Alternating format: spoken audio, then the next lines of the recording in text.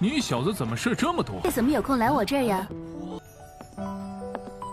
身份尊贵，琼儿小姐可是我们会。儿小姐还是这么漂亮，谁呀？这么……我突然腰疼，难道就是这小子？无法再考，如果一次不通，名列神诛之人取药业。第3，看他怎么过第2关。只要死记硬背。非运气这么好，难道？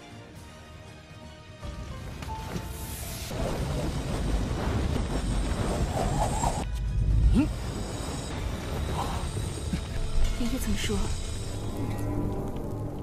Halo guys, welcome back to KD Universe. Kita bakal melanjutkan buat Tonghua Grandmaster of Alchemy atau Tantau Zhongshi, yaitu di part 6 nya guys.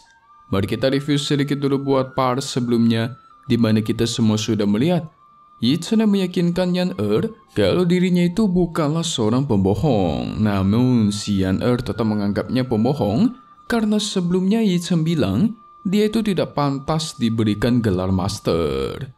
Yi Chen sampai meminta kamar untuk beristirahat karena yang namanya memurnikan obat barusan itu sangatlah melelahkan guys. Nona Yan mendekati Yi Chen dengan mencoba duduk di sebelahnya.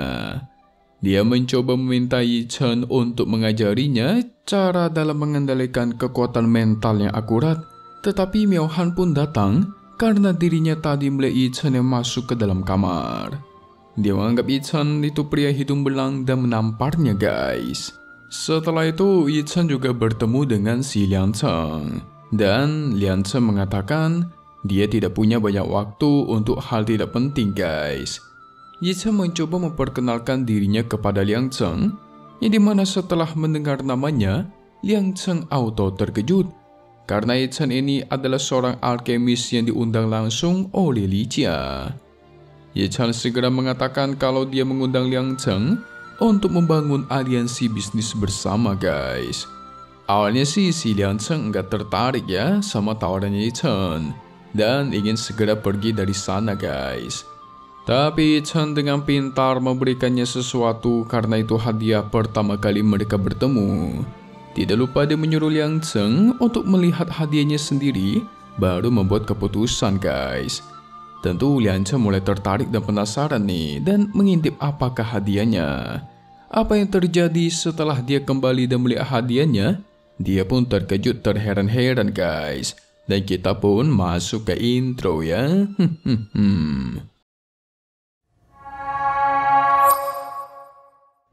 Singkat cerita, Liang Cheng terlihat cukup gelisah seakan-akan dia itu menunggu seseorang. Dan benar saja, tidak lama dari itu orang yang datang pun memberikan sebuah pil gitu guys. Sepertinya dari tadi Liang Cheng menunggu orang ini untuk hasil uji tes pilnya. Tanpa basa-basi dia segera meminum pil itu. Dan apa yang terjadi?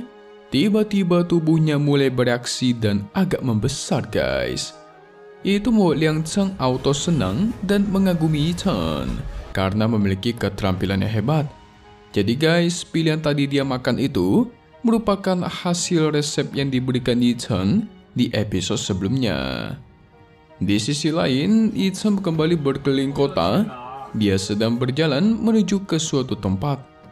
Itu membuat Yuan Pa kebingungan guys. Kok akhir-akhir ini si Yi Chen kayak sibuk banget ya?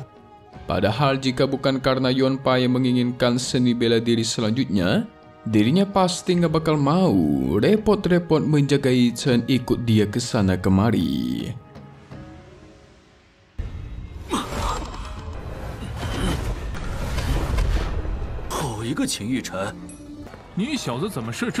Nggak lama dari itu, mereka pun sampai di depan pavilion Asosiasi Alkemis. Yi Chen maju dan masuk ke dalam.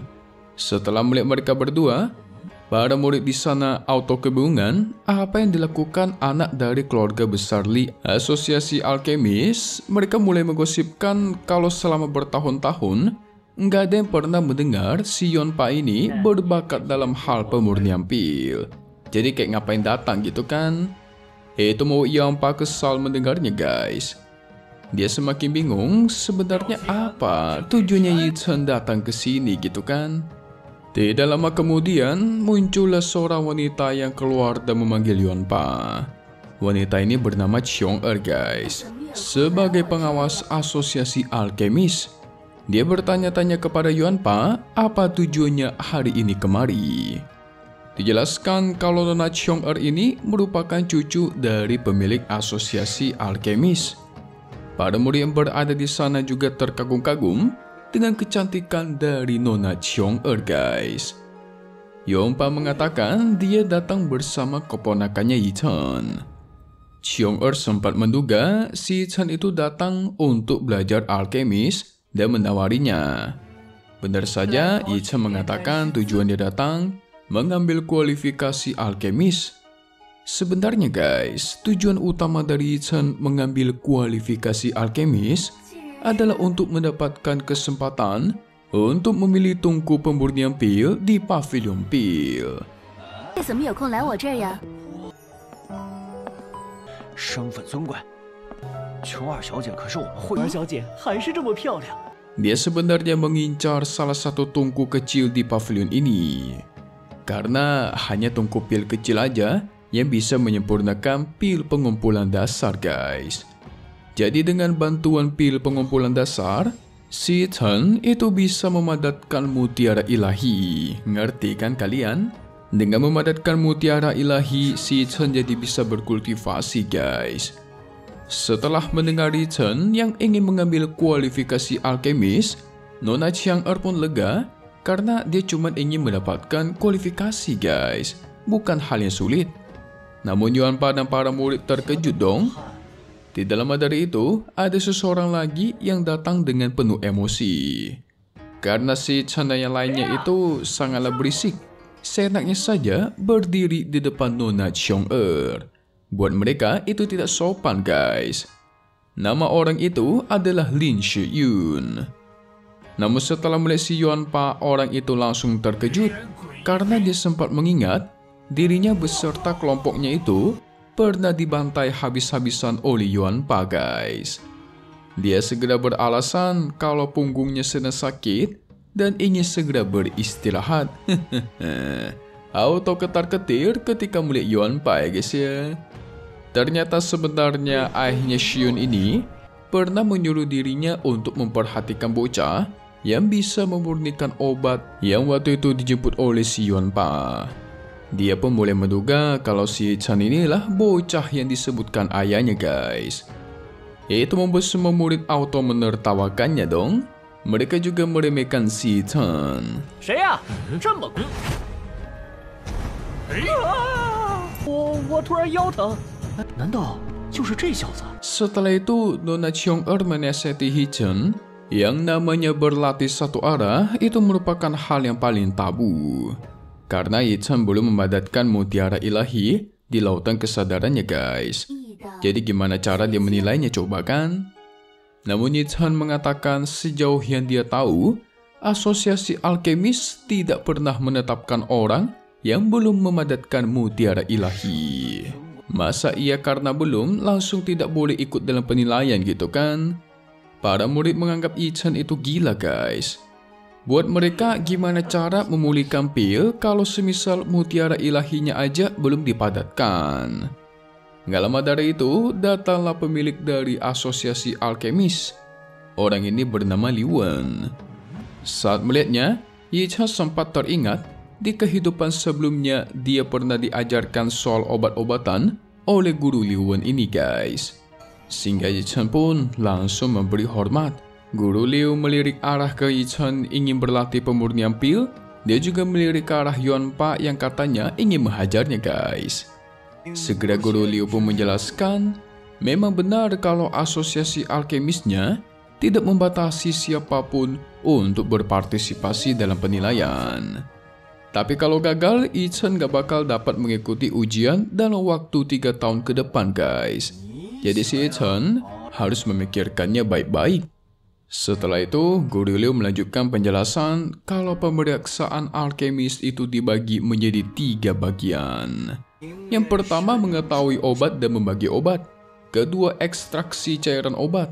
Dan yang ketiga memurnikan menjadi ramuan obat guys. Sangat jarang sekali orang bisa memadatkan mutiara ilahi. 无法再考。如果一次不通，凝练神珠之人取药液。第三， Lalu setelah mendengar itu, Yi Chen pergi ke suatu ruangan yang berada di sana untuk memulai pemeriksaan. Pada saat berada di dalam, dia jadi mengingat kalau dulunya itu dirinya pernah menjalani ujian ini guys, yaitu di kehidupan masa lalunya. Dulu dia sangat kebingungan dan harus mencari satu persatu obat-obatan itu. Dia pun langsung bergegas maju dan memilih bahan-bahannya. Namun karena sekarang dia sudah pernah menjalani pemeriksaan ini, jadikan dia dengan cepat bisa memisahkan obat-obatnya guys. Setelah selesai, dia juga penasaran dengan hasil akhir. Panitia pemeriksa pun menjelaskan tidak ada obatnya salah dan Yi Chen mengetahui perbedaan obat itu dengan sangat baik, mana yang baik, mana yang buruk. Setelah itu, dia pun lanjut ke ruangan kedua untuk memulai pemeriksaan. Orang-orang yang melihatnya auto terkejut karena Yi Chen melewati pemeriksaan pertama dengan sangat cepat. Shiyun penasaran gimana cara Yi Chen yang bakal melewati pemeriksaan kedua guys. Ada juga yang mengatakan kalau level pertama ini tidak memerlukan banyak kekuatan karena itu hanya memerlukan penghafalan di luar kepala. Tapi ada juga orang-orang di sana yang menganggap Yi Chen beruntung. Menduga kalau tanaman-tanaman di level pertama itu cuma tanaman biasa. Di sisi lain, Yi Chen yang melaksanakan ujian keduanya mengingat kembali dia yang dulu itu pernah mengikuti ujian ini juga. Dulu dirinya terlihat kebingungan untuk mengekstrak obat-obatan guys. 看他怎么过第二关。只要死记硬背，运气这么好，难道？ Tapi berbeda dengan sekarang, tanpa basa-basi, dia segera berkonsentrasi dan memasukkan bahan-bahannya ke dalam tungku. Dalam sekejap dia pun berhasil dan selesai. Dia segera menyuruh panitia pemeriksa untuk memeriksanya. Alhasil panitia itu pun terkejut saat melihat ke dalam tungkunya guys. Sepertinya Mimi bisa bilang, Yi Chen ini cukup curang nih. Soalnya dulu dia pernah mengikuti ujian ini guys. Dan sekarang ujian ini menjadi sangat mudah bagi dirinya. Segera mereka pun keluar dan lanjut masuk ke ruangan ketiga. Guru Liu menyuruh cucunya Xiong untuk melihat Yi Chen secara langsung. Shiyun curiga nih, pasti si Yi Chen berbuat curang nih. Orang-orang di sana terheran-heran guys. Yi Chen kok bisa menyelesaikan ujian kedua dengan sangat cepat. Xiong tanpa basa-basi segera masuk ke ruangan ketiga untuk memeriksanya. Namun apa yang terjadi? Setelah dia masuk, dirinya sangat terkejut karena Yi Chen yang sedang memurnikan obat. Panitia yang berada di sana kebingungan dan tidak percaya akan apa yang mereka lihat guys. Xiong mulai berpikir, dia mengingat kalau kakeknya itu pernah berkata, kontrol kekuatan spiritual dibagi menjadi 4 alam. Dan kakeknya itu cuma bisa sampai ke alam pengantar. Tapi sekarang dirinya melihat betul, Yi Chen yang kemungkinan bisa memadatkan mutiara ilahi. Karena kalau dilihat dari teknik pemurniannya Yi Chen itu sangatlah hebat. Mungkin kalau dinilai, Yi Chen sudah mencapai level tertinggi dalam mengendalikan kekuatan spiritual guys.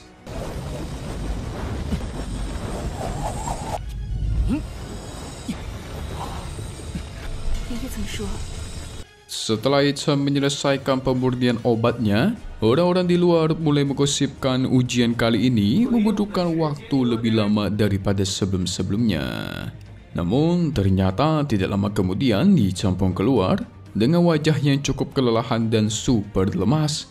Itu membuat Shiyun dan yang lainnya yakin guys kalau Yi Chen itu sudah gagal karena melihat ekspresinya seperti itu.